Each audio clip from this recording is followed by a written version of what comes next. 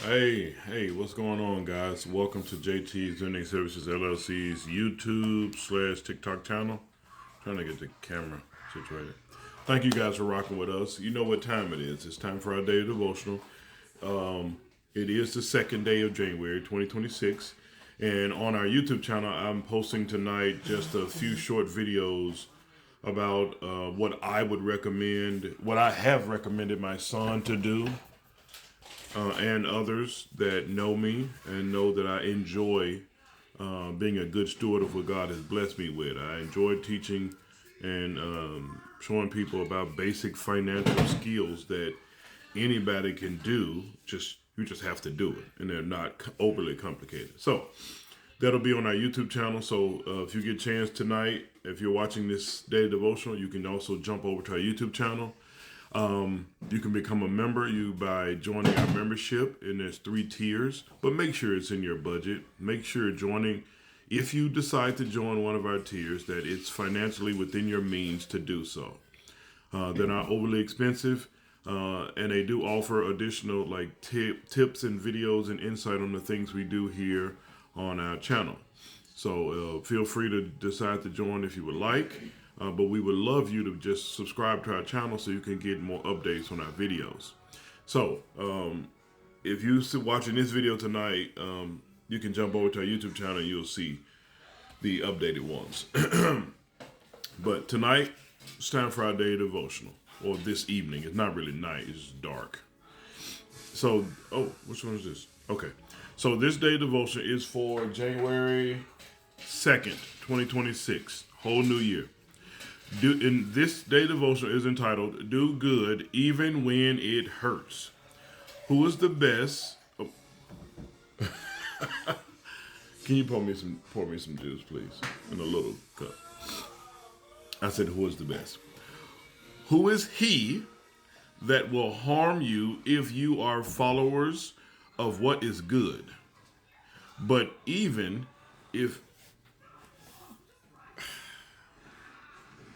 I said in a little gray cup. She brings me No, you said little cup.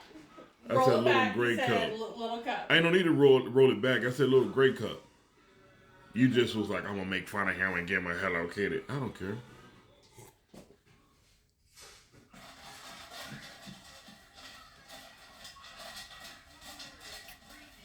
A real man don't care what cup you drink out, as long as it's clean.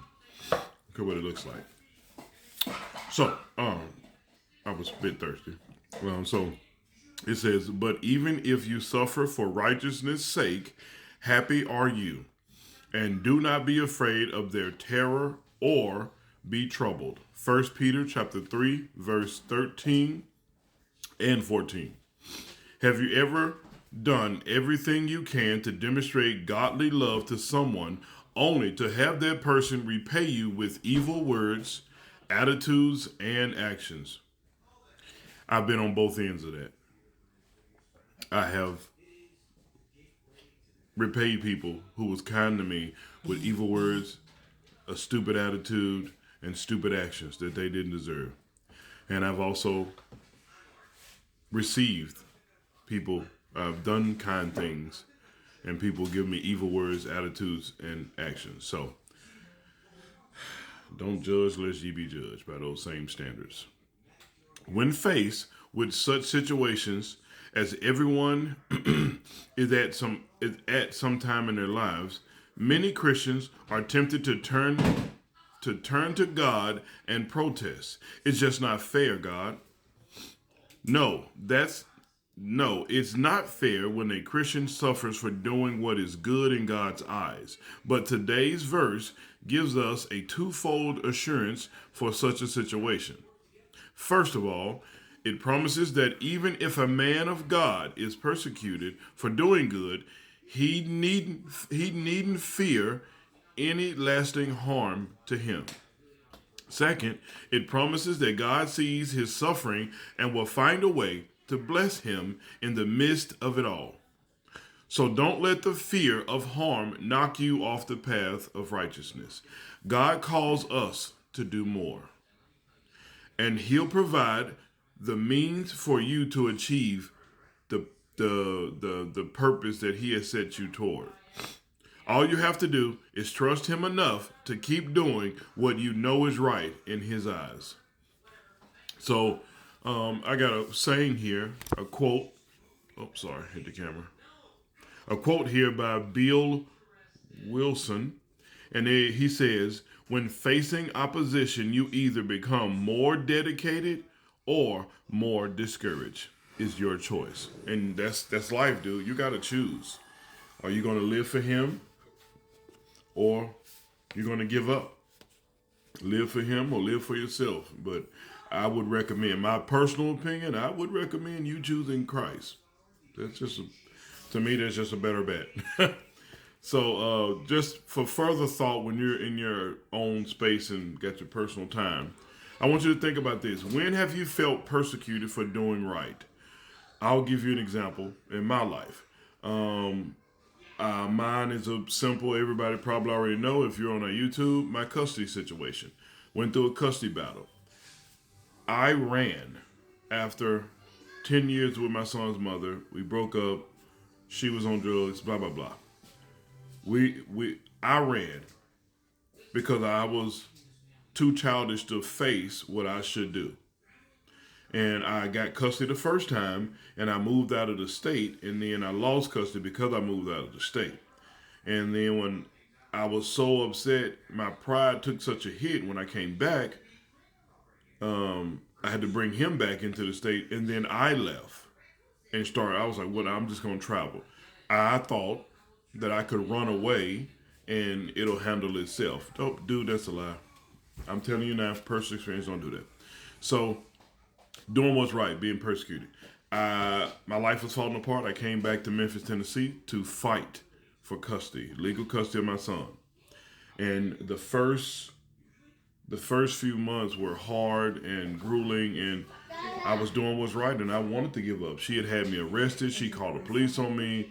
She would take him when it's not her parenting time and would hold him against his will. And we had to call the police, and it was like almost like never-ending days where we had to constantly chase her down with the police. And the police never would lock her up for this. So that's the time in my mind I was persecuted. I was just trying to get custody of my son so I can raise him better. And I'm the one that was getting locked up after all the situations. So that was just my little example. But a practical application, stop Charlie, you're making a camera shake. A practical application of this is practice responding to persecution with these 3 steps in mind. Number 1, first and foremost, thank God for a chance to bring honor to his name. 2, pray for your enemies. Number 3, keep doing what you're doing. My situation, I continued to fight. I yielded my life to Christ, dude, because I was trying to do it myself and I was failing. And I surrendered to Christ. And he not only blessed me with sole custody, my son lives with me, has been living with me for the last few years now, and he's turned out to be an outstanding young man. And even after that, my son's mother continues to call the police on me. When my daughter was in the struggling, fighting for her life in the hospital, my son's mother called the police on me and was trying to tell them I was kidnapping my son because he was at the hospital with us. Because he was late for school, and in her eyes, that's enough to call the police. We weren't mad at her. We prayed for her. We pray that God continue to show her the right way and give her the peace that passes all understanding. But that's praying for those. She's not my enemy, but she does a lot of stupid stuff to try to get me locked up.